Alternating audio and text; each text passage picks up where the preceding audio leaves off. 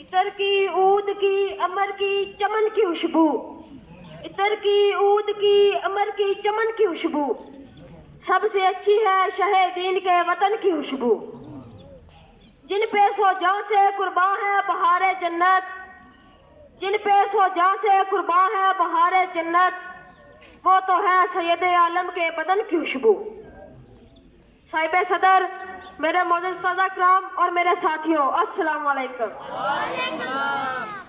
آج میرا موضوع سہن ہے۔ حضرت محمد صلی اللہ علیہ وآلہ وسلم ایک مثالی معلم۔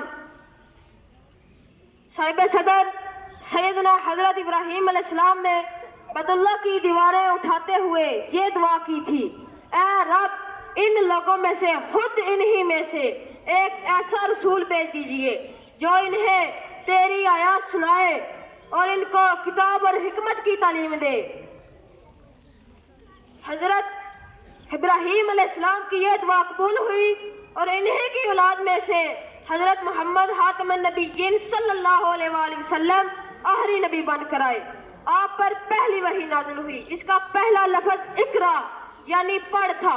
اس کے بعد آپ تعلیم و تربیت کے ذریعے سے انسانوں کی زندگی میں ایسی تبدیلی لائے کہ تاریخ میں جس کی مثال نہیں ملتی۔ صاحب صدر، آپ نے ایک موقع پر فرمایا، مجھے معلم بنا کر بھیجا گیا۔ آپ صلی اللہ علیہ وسلم کی تعلیم کے اصول آج بھی مؤثر ہیں۔ آپ کی تعلیم میں ایک خاص بات یہ تھی، آپ کی گفتگو نہایت صاف اور واضح ہوتی، آپ مختصر اور جامع بات کرتے، الفاظ کم مگر پر اثر ہوتے۔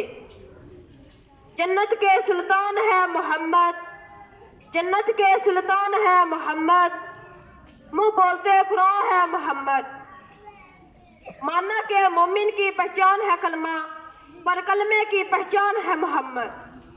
آپ نے ایک موقع پر فرمایا، بہترین علم وہ ہے جو نفع بخش ہو۔ آپ نے فرمایا اوپر والا ہاتھ نیچے والے ہاتھ سے بہتر ہے۔